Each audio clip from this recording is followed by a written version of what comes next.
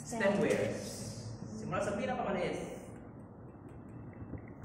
Ganitong shape ko, pwedeng walang design na ganyan kasi ganito yung tsura niya.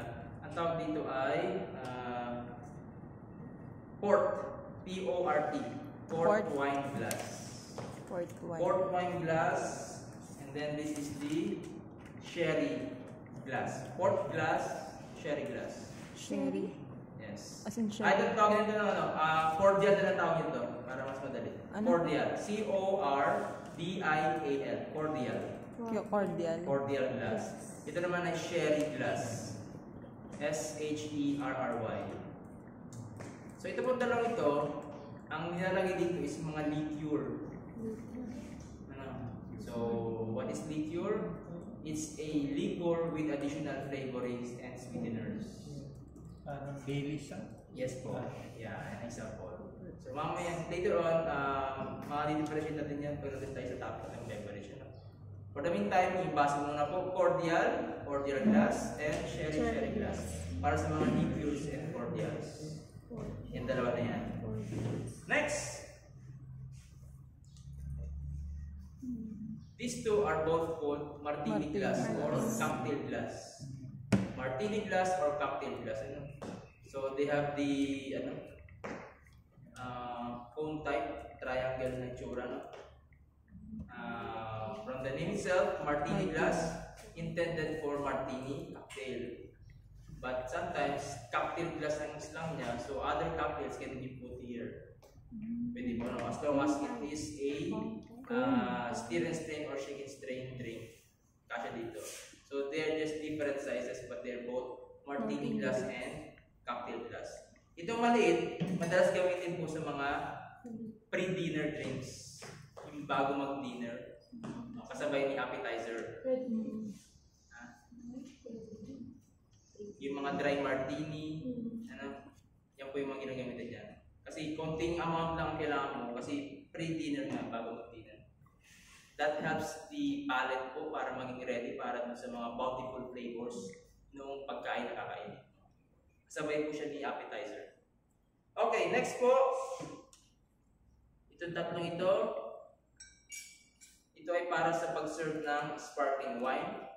Itong maliit mo na, tawag natin champagne saucer. Champagne saucer glass. Champagne saucer, madalas makita sa kasalan. Minsan may mga tower ba yung pyramid tower na puro ganito, bubuhusan sa ibabaw hanggang bumarabalan. Additional presentation. So champagne saucer. Next, ito naman champagne flute. Champagne flute. F-L-U-T-E. Champagne flute. While the other one, yung ganitong shape, is champagne tulip. Parang tulip flower. So again, itong tatlong ito is intended for serving sparkling wines or champagne. Sparkling wine or champagne. Yung may mga bulang wine. Okay, those are the three types. Next! Nakasabay ba? Mabilis. Okay, this one, this two pala is for wine glass. So we have two sizes, the small and the big one. Yung smaller wine glass is intended for white wine. White wine glass mo itong maliit. Itong malaki is red wine glass. Again, for white wine and for red wine. Hindi po pwede siya mag-interchange. Na dito mo ilalagay yung red wine, dito yung white wine. Bawal na bawal po yun sa F&B. So, yan po. Ang maliit is for white wine, ang malaki is for red wine. Yan po ang base nyo, yung laki ng bowl sa kanong bunganga. Pag maliit is white wine, pag malaki is red wine. Now, for example, big events. Kailangan mo maraming baso and then nag-run out ka ng baso para sa white wine. Kailangan mo mag-serve ng white wine. Meron po tayong in-between the two. Itong dalawa, merong size niya na in-between. Ang tawag doon is all-purpose wine glass. So, that in-between the size of the two, yes. Pwede mo siyang gamitan for red wine or white wine. Kasi nga, all-purpose. Pero yung dalawa po, hindi siya pwede magkapalitan. Okay?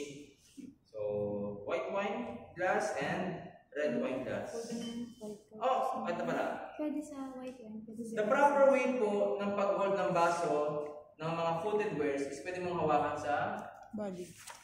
bowl mismo, sa body.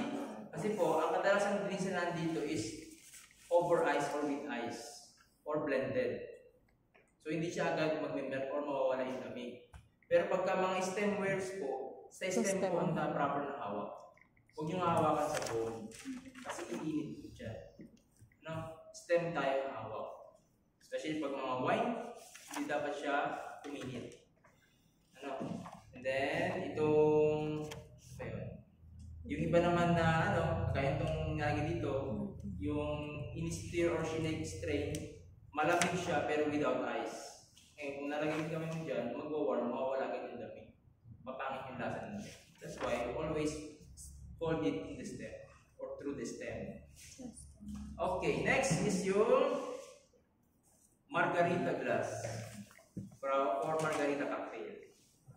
That's the main purpose of this glass. So this was invented for the purpose of serving margarita cocktail.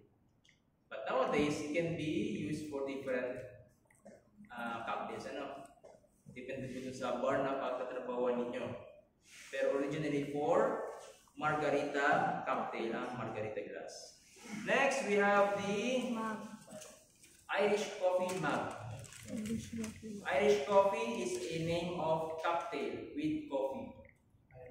Irish coffee, Irish whiskey with coffee, sugar, and whipped cream. So Irish coffee glass for Irish coffee cocktail. Then beer mug para sa beer. Because beer is nicely served kapag ka-chilled.